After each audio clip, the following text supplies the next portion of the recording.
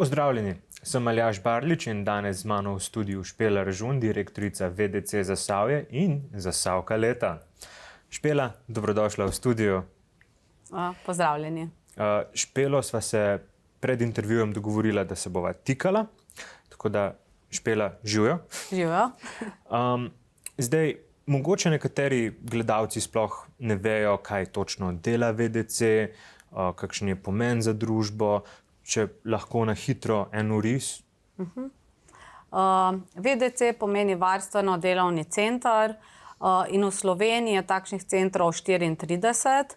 Naše osnovno poslanstvo je, da podpiramo odrasle osebe z intelektualno oviro in ostalimi pridobljenimi težavami, da imajo čim bolj smiselno življenje. To pomeni, da se lahko tako kot ostali ljudje delovno, socialno vključujejo pač po svojih zmožnosti, pri tem pa jih podpiramo. Se pravi, da prepoznavamo, jih vzpodbujamo k temu, da povedo, kaj si želijo, kakšne so njihove potrebe in jim potem pomagamo tiste cilje, ki si jih zadajo, tudi uresničiti, ne. Eni so bolj uresničljivi, pri nekaterih se moramo pa potem tudi malo več pogovarjati, tudi skupaj z družino, svojci, da do njih pridemo. Nekateri so pa žal tudi neuresničljivi, tako kot pri vseh ljudeh. Ja, zdaj, če sem jaz prav zasledil, ti si že nekaj časa direktorica, ne? 10. leto zdaj teče. 10. leto, se pravi jubilej. Ja, dejansko od 2024 julija bo 10 let, ker sem prevzela vodenje varstveno-delovnega centra Zasavje. Že prej sem bila zaposlena od leta 2007 na delovnem mestu, najprej poslovne sekretarke, potem vodje dnevnega institucionalnega varstva, tako da dejansko poznaš samo delovanje tudi iz tega strokovnega vidika, neposrednega dela za uporabniki. Bom rekla, v sam VDC sem pa prišla po predhodnem delovanju v samem gospodarstvu. In sicer sem se leta 1999 kot diplomirana ekonomistka najprej zaposlila v podjetju Kolinska na področju informatike, kontrolinga, kakovosti. Potem sem pa prešla v drugo podjetje Ljubljanske mlekarne, kjer so potrebovali nekoga za vzpostavitev kontrolinga, ki sem ga pač v samem podjetju Kolinska sodelavci uspešno vzpostavila. Bom rekla, pa je pa prišel nek čas, ko si zaželiš, ne vem, star si okrog 30 let, si začneš ustvarjati družino in veš, da pač delovni dnevi, vožnja v Ljubljano, odsotnost od jutra do večera enostavno ne gre skupaj z družino, tako da sem si zaželela začeti delati nekje v Zasavju in z ljudmi, kar mi je bila od nekdaj želja, no. Se pravi, ta želja po delu z ljudmi, želja v domačem okolju, seveda družina, to vas je pol vse reciva pripeljalo do VDC-ja. Ja. Pa dejstvo je, da sem že od majhnega povezana z VDC-jem, ker moja mami je bila dejansko prva vzgojiteljica v razvojnem oddelku, se pravi za otroke z duševno telesno motnjo razvoja, takrat rekli v Trbovljah. In je potem tudi se zaposlila v VDC Zasavje leta 1984 oziroma 1985 in je postala tudi prva direktorica VDC Zasavje. Tako da jaz sem že od nekdaj povezana, bom rekla, z uporabniki. Je že malo v krvi.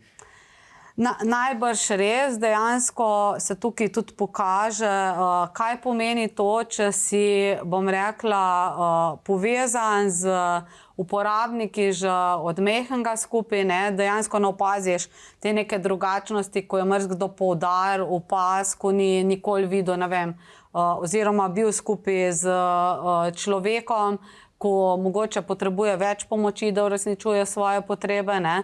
In tukaj potem tudi ta dejansko osebna izkušnja, kaj pomeni, če bi bili otroci drugačni, nedrugačni, tako smo že vsi drugačni, že v času šolanja več skupaj, da bi dejansko se ta miselnost, sama dojemanje drugačnosti skozi odraščanje pripeljal do tega, da bi na koncu bila družba bolj vključujoča, ne?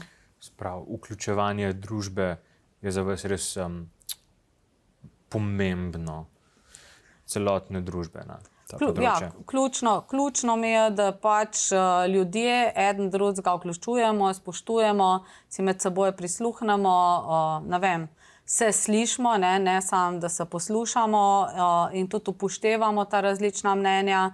In tukaj je pač tudi naši uporabniki, ki jih marsikdo sploh pred 40 letom, če pogledamo, so bili res odrinjeni na rob družbe, potem, ko je bilo končano šolanje, niso imeli možnost delovnega, socialnega vključevanja, ampak so ostajali doma.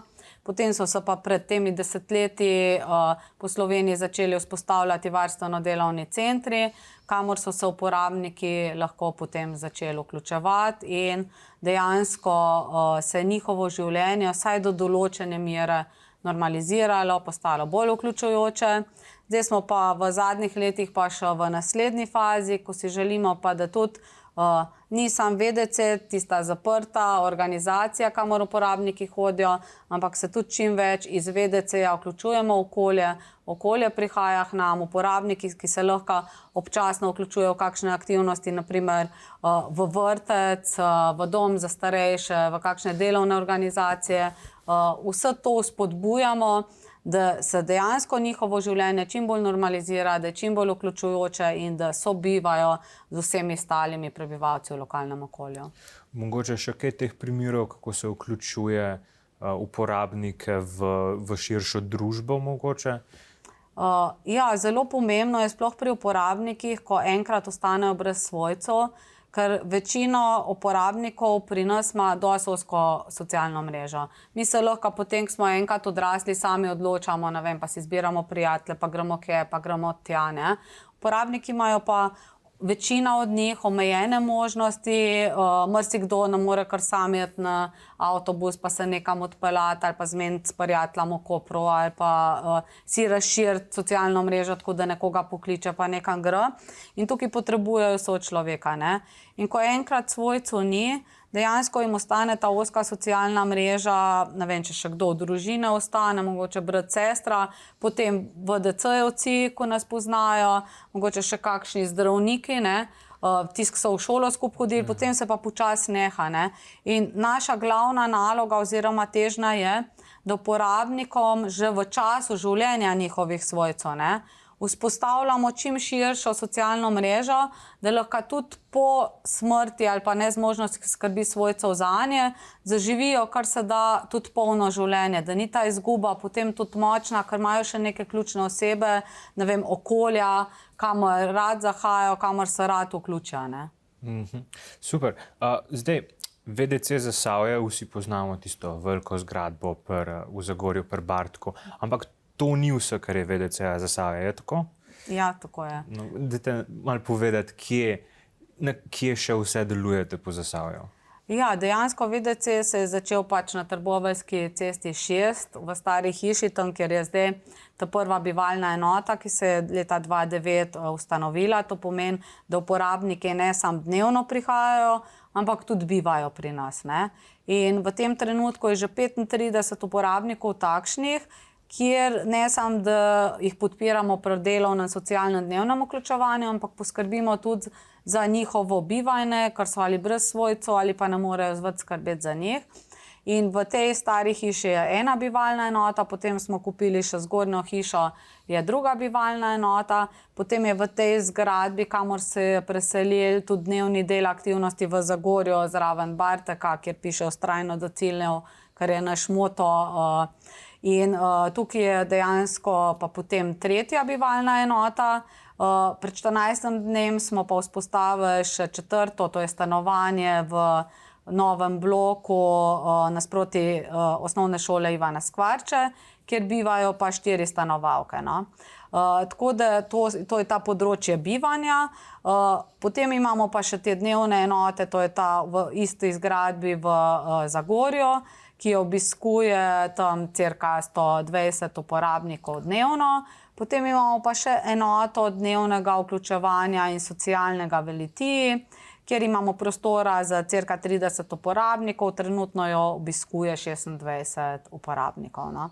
Se pravi, do konca porabljeni prostori, je pa vedno možnost za povečanje kapacitet? Za več prostorov?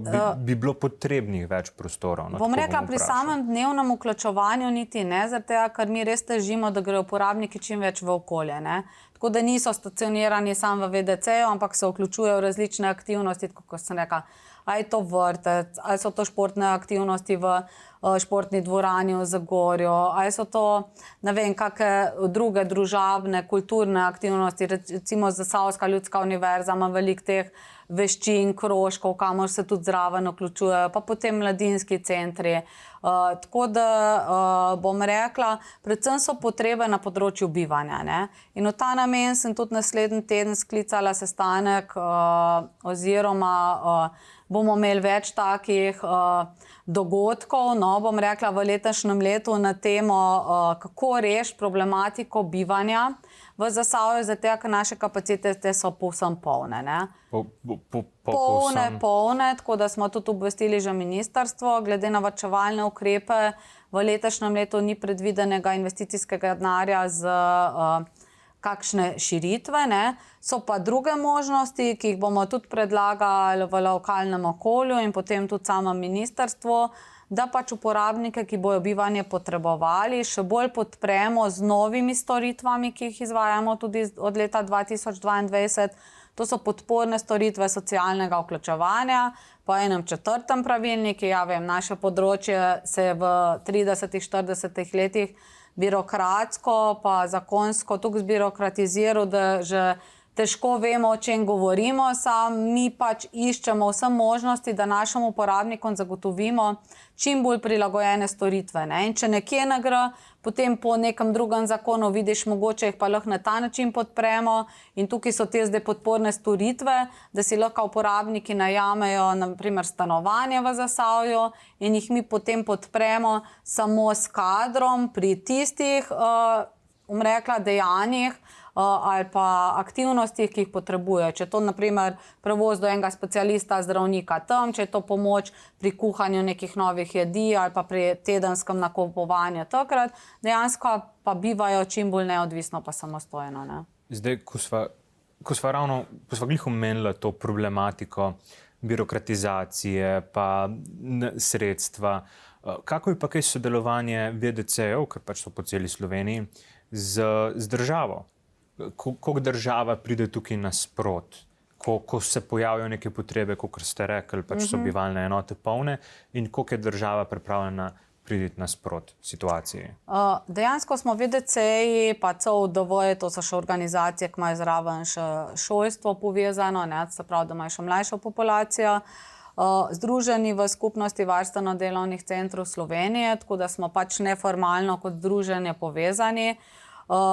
In se tukaj probamo tudi, bom rekla, pogajati oziroma osveščati državo, kaj vse se potrebuje, poleg tega, da se vsak posamezen VDC pogovarja. Ne?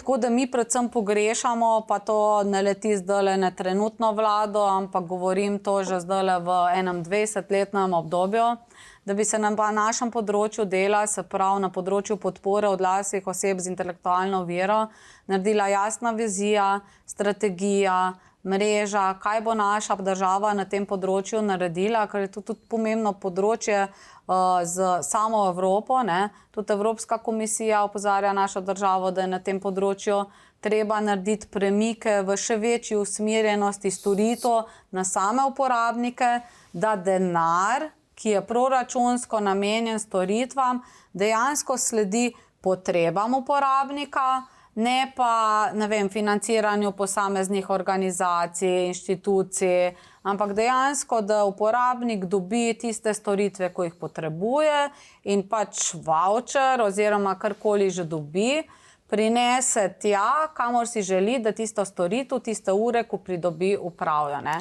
Tako da bi bilo malo treba logiko spremeniti v našem sistemu, vse skupaj na isti imenovalec dati, uporabnik je prvi, mi ga pri tem podpiramo, država ima transparentnost, kar se sledi potrebam uporabnikom, postavljajo se kazalniki kakovosti, informacijski sistem in je točno jasen, da je denar potem namensko uporabljen. Ne? Se pravi, bi pa lahko država malo več na tem področju naredila zadnjih 20 let, kot ste rekli? Premalo, vedno so potem neke bolj nujne stvari, rečemo, zdaj so poplave. Potem vse zelo podobno je tudi na področju starejših, ne, pač dolgotrajna oskrba je zdaj stopila v veljavo, ne.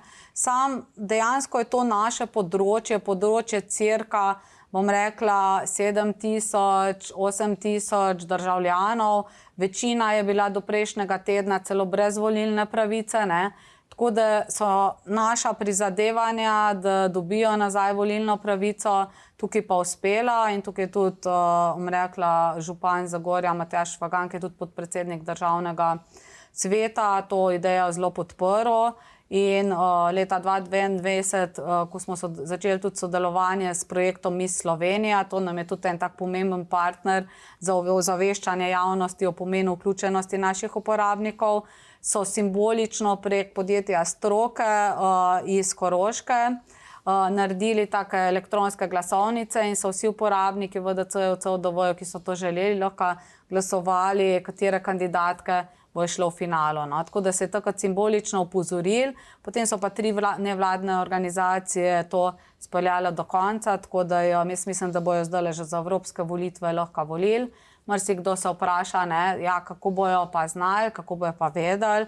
In tudi zadnjič sem na samem govoru z Zasavsko leta, ko so me intervjuvali, potem spraševali, rekla, ja, a mi vemo, ne, ko volimo, ne. Tukaj včasih je več neka intuicija, ne, in naši uporabniki pa vidim, da to je intuicije imajo veliko več, kakor ostali ljudje, ko razmišljamo v določenih trenutkih sam z glavo in mislimo, da bo ta logika nas rešila vsega, ne. Pa vidimo, da pogosto ne.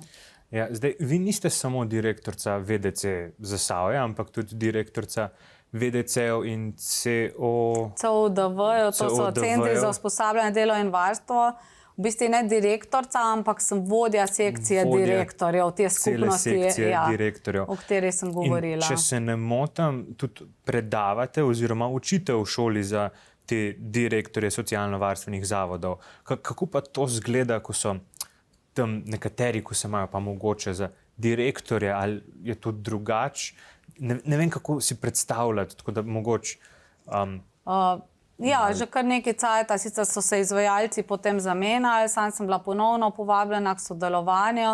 Rekla, predvsem na to temo, ki sem jo bila močna že prej v samem gospodarstvu, to je controlling, se pravi pa informatika, ki na področju socialnega varstva pa še marsikje zelo manjka, ne? Ker to ti dejansko potem da transparentnost in tako, da bi imela kakšne probleme, ko pač predavaš ostalim direktorjem, novim direktorjem, nisem nikoli imela, je pa res, da tega časa, ko si direktor, enostavno nimaš toliko, kot bi si želel, da bi po te izkušnje pa tista videnja, ko jih imaš, prenašal naprej, tako da tega si več želim v prihodnosti, ker ko sem bila jaz tako v osnovni šoli, sem si želela postati učiteljica, ne.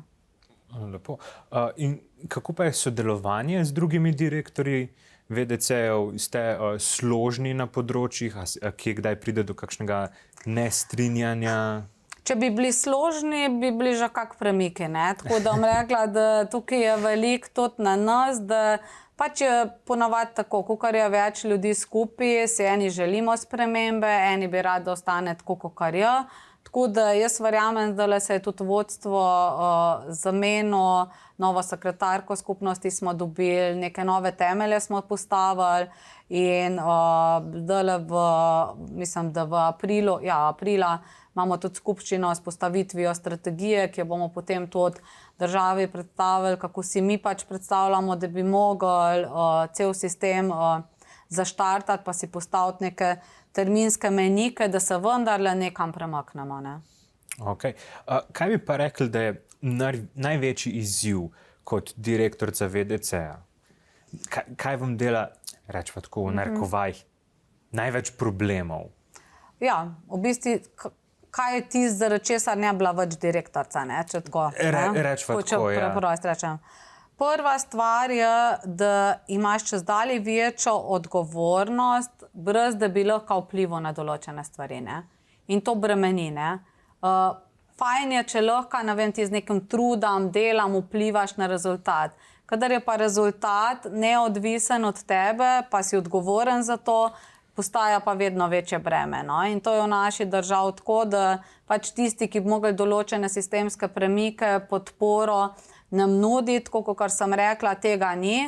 In potem ti ostajaš odgovoren, da rešuješ konkretne stiske, probleme, ki jih zakonodaja trenutno ne podpira. Potrebe so pa tukaj pa zdaj, ne? To, ko zmeraj rečemo. Druga stvar je birokracija.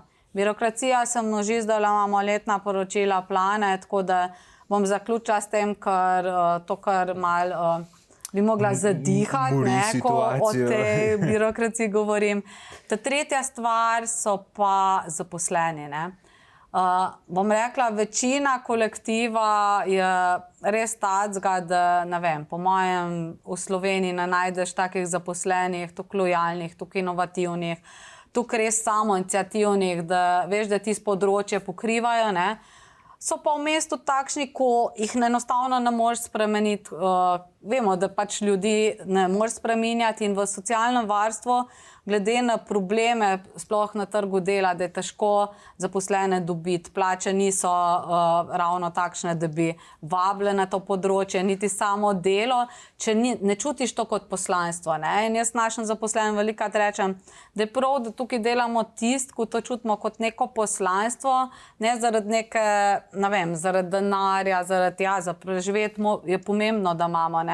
Sam, na drugi strani je pa, ja, to te odnosi, ne vem, da bi imel čudežno palčko, pa bi vse štimam, ampak vsak dan se je treba na nov truditi, da so odnosi dobri, korektni, da je komunikacija direktna, da spoštujemo tudi zaposleni med seboj to različnost, se spodbujamo enem drugem, prvošmo, če gre nekomu fajn, zaradi tega, ker to je tudi moja osnovna filozofija, da če gre tvojem sočloveku, ali to sodelavec, ali domač, ali v končni fazi uporabnik fajn, je tudi neka energija, ko gre vsem boljše. In ravno obratno, če se kot človek nekdo počuti slabo, je v slabem stanju, se ta energija ravno tako na tebe na koncu prenese. Tako da nikoli ne bom zastopila te fušije pa navačljivosti, če gre nekomu fajn. To je slovenska navada, tako da... Ja, samo bom rekla, da... Se jo da premagati. Ja, in tudi v Zasavskem VDC bom rekla zdaj, ko sem postala zasavska leta, ne vem, če je še kdo doživel v Hollywoodu, da dobiš rdečo preprogo, da te čakajo baloni, napisi. Tako da sem res hvaležna drugače tudi svojim sodelavcem. Sam bom rekla, svoje zadnje obdobje življenja si pa ne predstavljam, da bi mogla toliko svoje energije vlagati v to, da uravnavaš te dobre odnose, kolektiv, da je na koncu večina zadovoljnih, ne? Ker to je res umetnost. Ja, ampak lahko rečeva, da dosežke pa imate na tem lokalnem področju, v bistvu tudi na državnem področju. Kaj bi pa rekli, da je bil tako največji dosežek kot v VDC-ju, odkar ste vi prevzeli kot direktorica? Najbolj sem bila vesela, da je dejansko se naredil sistemski premik v letu 2022 in sicer, da je začel veljati ta pravilnik o podpornih storitvah, ki omogoča, da naši uporabniki, tisti, ki si želijo, lahko bivajo neodvisno življenje s podporo. Se pravi, če svojca nimajo več, je včasih bilo nujno, da so se preselili, če niso imeli brata, sester, ki je skrbel za njih, v bivalno enoto. Se pravi, in to moraš pa tam biti, v tisti enoti se prilagoditi. Marsikjer uporabnik, jaz ocenujem, da je vsaj 20% od 150 takšnih, ki bi pa lahko živeli v najemniških stanovanjih s podporo. In ta pravilnik to omogoča. V letošnjem letu glih zdajle se potekajo sestanki pa tako naprej, se pa borimo predvsem za to, da bi se ta pravilnik spremenil tako, da bi bilo teh ur podpore več, se pravi, da so prilagojene tukaj uporabnik nuca, ker zdaj jih lahko dobi največ 5 ur na teden, kar je premalo za tiste, ko nucajo več podpore. Po drugi strani pa, da v ta pravilnik omogoča tudi redne zaposlitve, ker zdaj vse temelji na laični podporni mreži. Sam ne vem, mogoče ima eno upokojenec še vnuke in potem vnuki zbolijo in jih mora merkati in potem ne more priti uporabniku v podporo, ne. Ali pa študenti se tudi zamenjajo.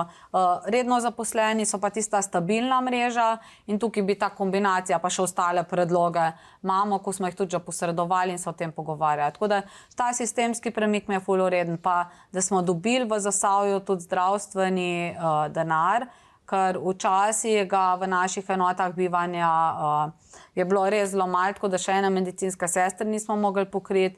Zdaj se je pa ta sistem uravnotežil, tako da imamo vsi VDC, vsi uporabniki po VDC-jih enak sistem financiranja. Poleg tega se pa zdaj borimo še za to, da bi ta financiranje prišel še v dnevni del, se pravi, da uporabniki, ko imajo potrebe po neki zdravstveni negi že v dopoldanskem času, da se lahko zaposli tudi kader iz tega področja, ki bo kompetenten. Zaradi tega, ker zdravstvo ima zelo jasno določeno, kaj lahko, kaj ne. In če našim zaposlenim naročim, da dajo, ne vem, uporabniku neko terapijo, ko jo potrebuje, ne, je to dejansko neka sama kršitev teh kompetenc. No? Tako da to si želimo, da se ta področje poštima. Zdaj, ko smo glih pri zaposlenih, pa pri plačnem sistemu, ko ste ga prej omenili, a pa mislite, da bi, če bi bila višja plačilna stimulacija za zaposlene v VDC-ju, se pravi, če bi bile višje plače, a bi dobili boljši kader, a bi dobili več kadra? Kako mnenje o tem mogoče? Jaz mislim, da ključen so odnosi. Se pravi, dober odnos je, da si ti lahko vključen, da lahko vplivaš. Pa še nekaj se mi zdi ključnega, da bi bila višja možnost variabilnega dela. Jaz mislim, da sama osnovna plača s to minimalno plačo, z dodatki, je na nekem nivoju za preživetje. Problem je samo, da je ta plačna lestvica takšna, da potem nekdo z drugo stopnjo, s peto stopnjo vse temelji na izobrazbi v javnem sektorju, kar tudi ni ok, no. Sam glede na to, da je pa zdaj minimalna plača tako visoka, je pa že dejansko več kot polovica naših delovnih mest pod minimalno plačo, tako da imajo vsa delovna mesta, ne glede na zahtevnost, enako plačo, ne? Ker vsi morajo minimalno dobiti, pa so pa dodatki nad minimalno. No? Tako da jaz bi pač ta sistem spremenila, da so delovna mesta vrednotena glede na zahtevnost, pa večji del variabile, ki se pač omogoči zaposlenim, ki v določenem trenutku bolj vlečejo storitve v smeri za uporabnike. Ne?